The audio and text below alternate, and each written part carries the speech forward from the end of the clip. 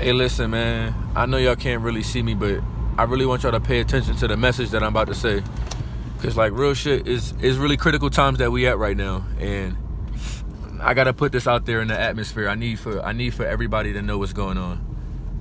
It's day 2 of post-school. No more school for the whole gang. No more school for Darius. No more school for me. No more school for E. Ray. We all graduating, yo. The whole 5 a.m. collective is graduating, and there's no more obstacles in our way. There's nothing holding us back. We truly about to grow exponentially. Like, I gotta tell y'all some examples. Monday, we filed a LLC for the real estate business. Today, we just turned this section of 5 a.m. Creative Studios. We just turned that into a more business-oriented situation, and we meeting weekly. There's no more classes, so it's nothing holding us back. We meeting weekly for the business, weekly for the creative projects that we about to push out. We really want to give quality. We really truly trying to put the work in and show y'all. Not even show. It's not even for y'all, man. Y'all just witnessing this, but we want to make sure that this is documented, that this is recorded for what's really about to happen in life. We all decided no 9 to 5s. Is a hunger. We can't work for nobody. We all come from the hoods of our respective areas, our respective regions. Mal Ray from Nicaragua, his peoples is farmers, bro. Farmers. E from East LA. Bro, you know how crazy Mexican drama is? Selling the family to the cartels, son. Just to make it and not disappoint your hombres and your peoples. Ya familia. Come on, son. And where me and E from, not me and E, me and Darius, where we from, come on, son. Same type background type shit. Y'all already know the black hoods and how it go, and the family structures and the oppression of hundreds of years. And we seeing our people now make it like, we next, man. We want to be up there. We see how Jay-Z moving. We see how, black athletes and everybody who was like, all you could do is rap and play ball. They started moving in different ways. They redefined their life. They started investing in tech. They started playing the financial games right and showing you that, you could be financially responsible with your money. And look how long it took them. It took them till they hit, their 30s, their 40s. And we young with the shits. We're in our 20s. All of us in our 20s, and we quit our jobs so we can really pursue this shit. We don't gotta work for nobody. And get depressed on that shit and end up quitting your job talking about, like, I can't, like, later on in life, like, this ain't for me. You gonna feel, nah. We really about this, yo.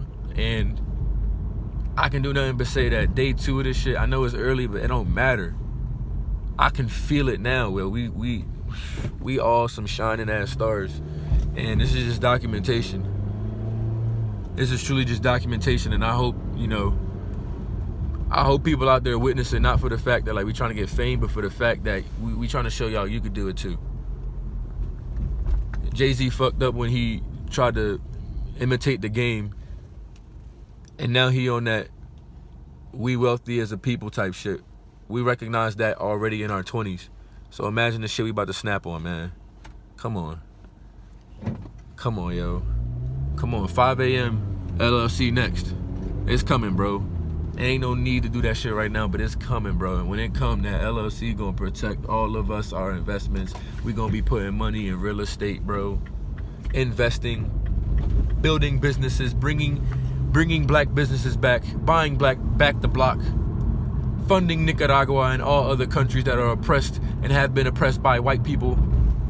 That's some super future shit. Super future when we a conglomerate, 5 a.m. But I need y'all to understand, this is not just talk. This is real, man. We took those first few months to build chemistry and just really figure out, how we all work together. And I really got faith, trust, and belief in every member of this team, every member of this group.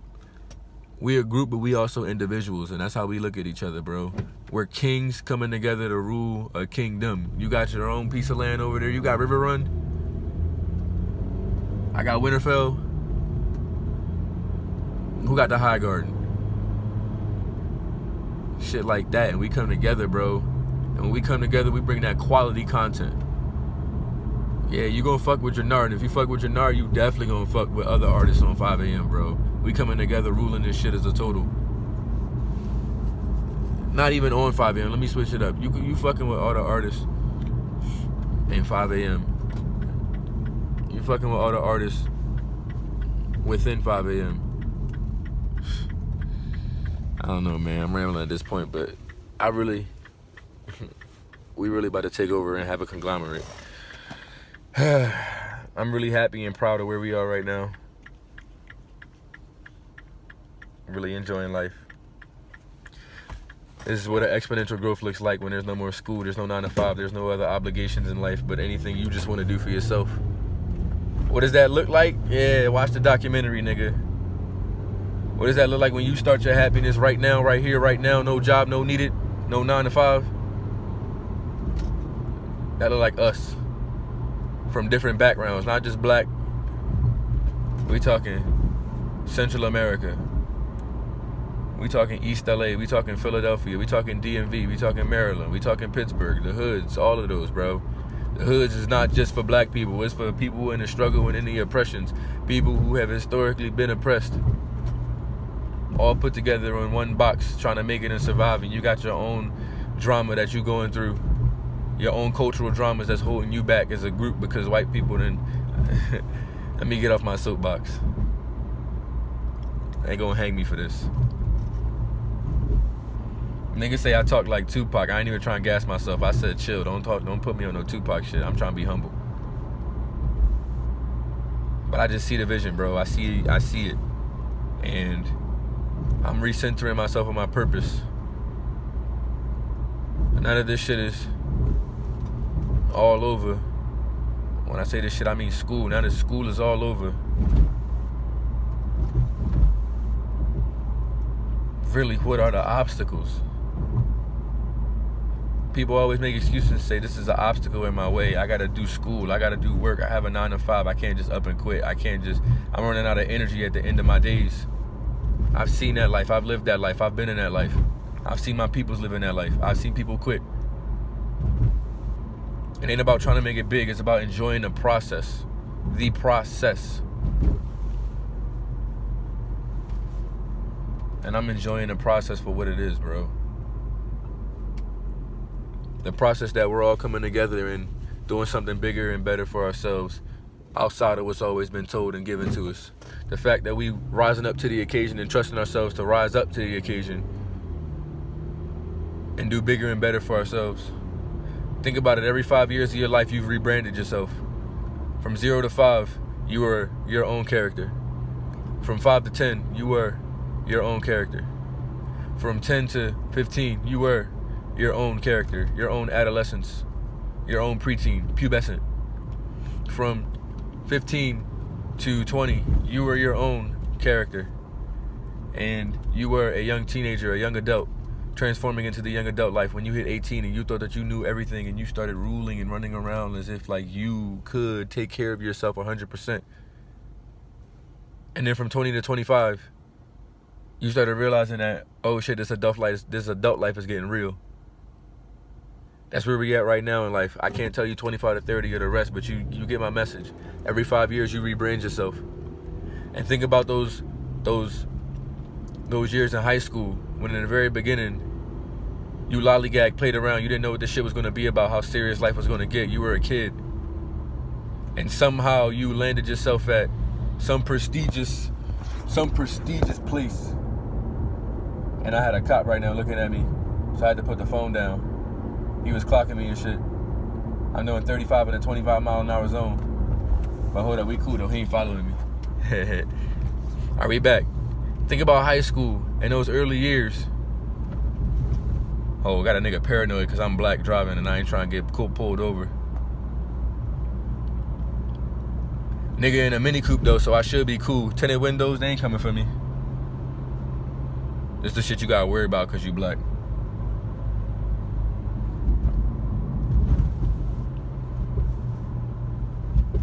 All right, I'm cool. I'm about like a quarter mile away now. They ain't coming for a nigga.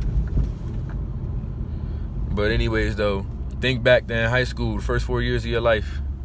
First 4 years of your high school life, you know. First 4 years of high school. High school, nigga, think, come on. In high school, got a little caught up on my words for a second. In high school, in the very beginnings, you was lollygagging, playing around.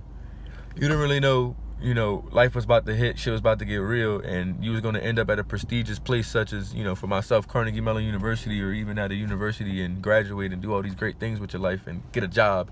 You didn't realize that how fast that was coming. And in the first like 2 years, you probably lollygagged around. You know, how many of y'all was like super serious and took everything super serious? Not too many, but you know, you had those students up there. But think about it, the majority of us, we lollygagged around those first 2 years. And then after that, we somehow rose to the occasion, and you know, we trusted ourselves and got to the point where we needed to get to. We went to a prestigious university, but many people said that, you know, our generation wasn't going to make it. We was either going to end up in jail or dead. And look how many of us actually made it. Like, our generation is the ones to really blow by and say, like, we could do this shit. You know, a fuck ton of us. And then we get to college, and what happens? We finally out alone. You know, we young teenagers, young adults. And we make it to those levels where in the first 2 years of college, we probably was lollygagging around. Same thing as high school, fucking around and shit. But what happened in the last 2 years? We pulled it together. And we became who we were supposed to become. And we end up landing those jobs and shit that we were supposed to always get. That was said that we're gonna grab. And so then fast forward those years of your job life, you know, you doing it, you loving it. And you may be lollygagging the first 2 years, but then, you know, situation for us is we realized that shit wasn't for us. Because I did interviews with CEOs, and I did interviews with higher ups and directors and executives, and the higher up you climb a company, you know, you climb that corporate ladder, is that going to be for you? The answer for me was no, because the higher you climb that corporate ladder, the more that you get detached from your family and yourself, because you're devoting more time to an entity that doesn't respect you. You're devoting more time to an entity that is not putting into you and yours and your family. What values do you have? Do you value your family? Do you value the people you came, that brought you up into this world, that always told you get those jobs? How much do you respect them? How much are you doing it for them?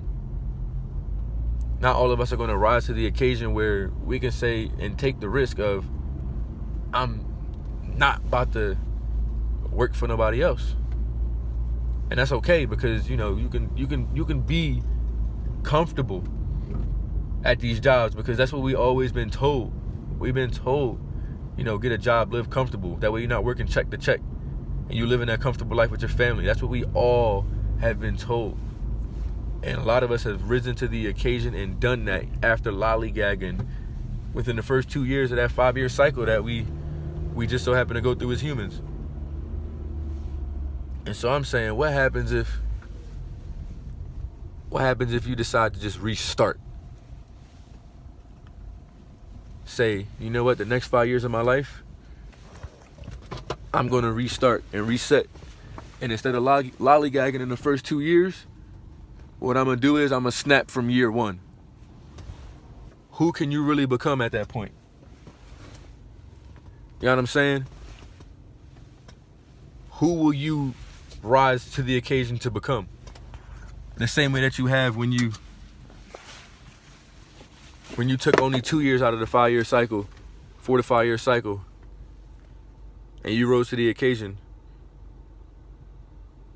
Now you're going to take the full 5 years of the cycle and actually become who you want to become, if you have that clear, driven mind and that purpose. And that's why I'm saying, like, that's what we doing. We're young. We know what we want. We know what we don't want. And we know we could fall back on that if need be, because we still have the skills in that area. That's our super safety, but it's not our main, it's not our plan B, it's not our plan C, it's not our plan D. We not running to that shit the second shit don't look good. That's like if I'm about to be on a fucking box in the street type shit, living with one pair of underwear and can't use the laundromat type shit before I go to pursue the happiness looking nigga type shit. I'm not going that far. I got a job I can go to for real. But that's not part of the plan at all. We ain't even gonna get to that.